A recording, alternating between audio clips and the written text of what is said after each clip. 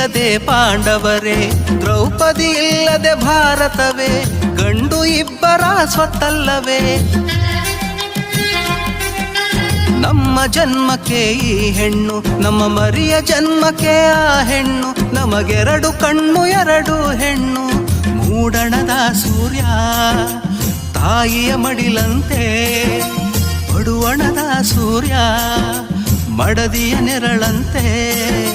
ತಾಯಿ ಇಲ್ಲದೆ ತವರಿಲ್ಲ, ಮಡದಿ ಇಲ್ಲದೆ ಮನೆಯಿಲ್ಲ. ತುತ್ತ ಮುತ್ತ ಗೊತ್ತ, ಅತ್ತ ಇತ್ತ ಎತ್ತ.